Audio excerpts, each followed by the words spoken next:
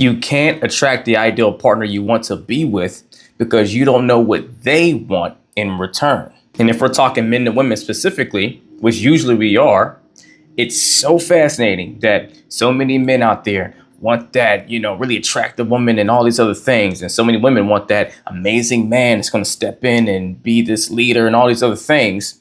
But we rarely know what the opposite sex wants to be able to attract them. So coming full circle, what that means is so many of us out here do not know what our sexual marketplace value actually is versus what we think it is. Let me clarify so no one gets confused. We are all valuable as people, as individuals. We all have amazing gifts and qualities, even those that don't think they do. If you look inside of yourself and pull out the things that you actually are good at, we all have something, right? We all can be awesome in our own right. Everyone is valuable. No one can ever tell you that you're not. But when it comes to the dating market, finding a person to be with, the sexual marketplace, you don't get to determine your value there. Why? Because your value in the sexual marketplace is determined by the very people, individuals, the demographic, the sex you're looking to attract and how much they desire you in return. You don't get to just tell them to desire you, right? They have to want you. So how sought after you are in the marketplace determines your sexual marketplace value. Now, just because you don't get to determine it for them doesn't mean you can't do something about it. But in order to do something about it, you have to stop being so me focused on why can't I just find a good guy or a good woman and start becoming them focused. Start studying the very men and women out there that you're looking to attract. Because the very fact that you're not able to attract them or they're not looking your way or you're not able to hold on to them whenever you come into their orbit for a period of time speaks volumes that you are not able to give them what they need, because if you were, they'd be identifying you as the person for them. Now, that doesn't mean you're not capable, right? It just means you haven't learned exactly what the person that's ideal for you is looking for to see if you match that and see if there's areas of yourself that maybe you haven't been growing in or haven't been bringing to the forefront to be able to attract that ideal person. But in order to know that, we have to start focusing more on them than on ourselves. I think we live in a society and a culture that has done a great job at making sure we see ourselves as individuals and seeing ourselves that we all deserve, to have our dreams fulfilled if we go put the work in to make that happen, right? We all deserve to have a fair chance at things, right? It's done an awesome job there. We all deserve to value ourselves and see ourselves as precious, which we should because we all are.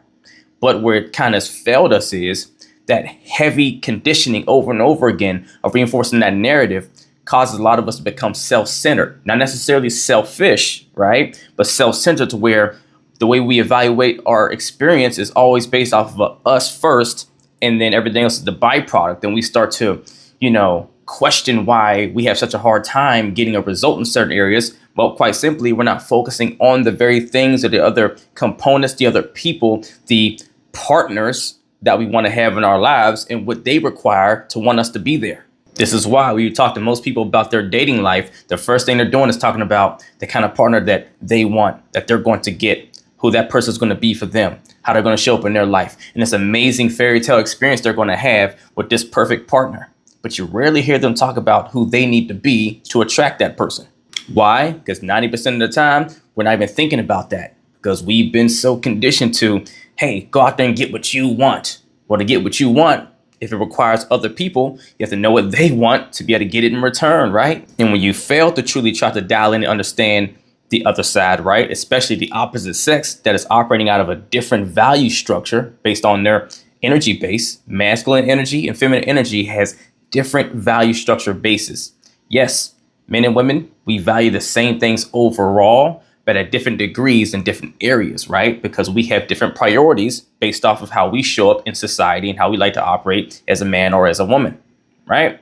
So when that's the case, you have to really do your work on understanding the opposite sex's value structure based off the energy base they're in and what works for them to be a happy, healthy person or individual, right? To really understand a lot of the key components that they're going to need to see in you to want to be attracted to you and want to be with you and stay with you. And it's because so many of us don't do this.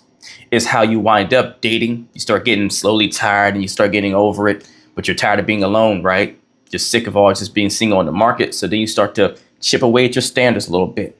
You start becoming more and more lenient. You bend them a little bit more and more. You flex them and you wind up settling. And look, let's be clear here. On some level, people can say that you settle in some degree. That's a matter of perspective. But it's one thing to settle for not every single thing on a checklist that you had.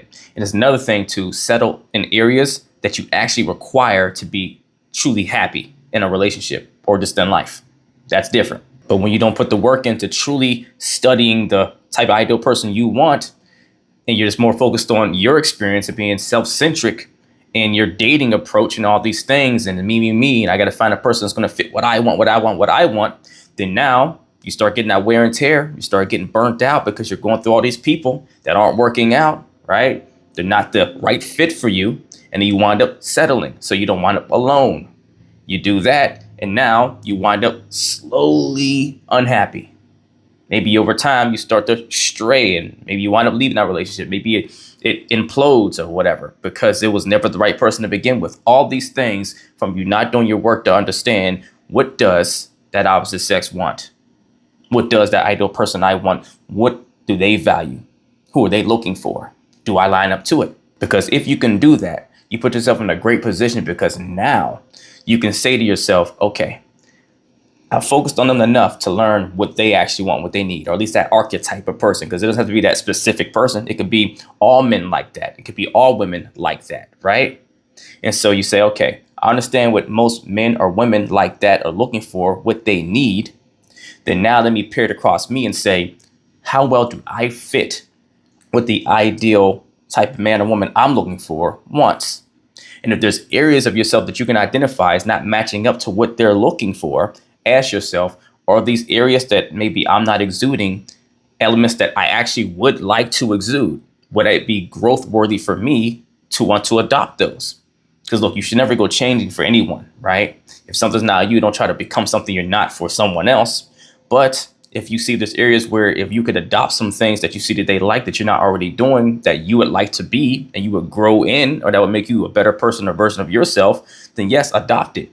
And the more you do that, you are growing as a person, as a human being, but you're also becoming more aligned in what they're looking for and increasing your chances to attract them so much more. So spend more time focusing on the ideal partner you want in your life and dissect them down to the studs, down to the floorboards, right? Ask yourself, what do they value most? What's their value structure built on? And what partner fits them best because of that? What are their ideal preferences and why?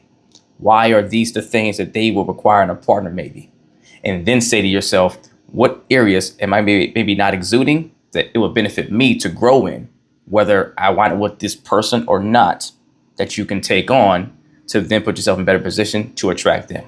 If you need help doing that or learning how to go about that process, either email or DM me coaching, and we'll get to work as long as you're ready to put the work in.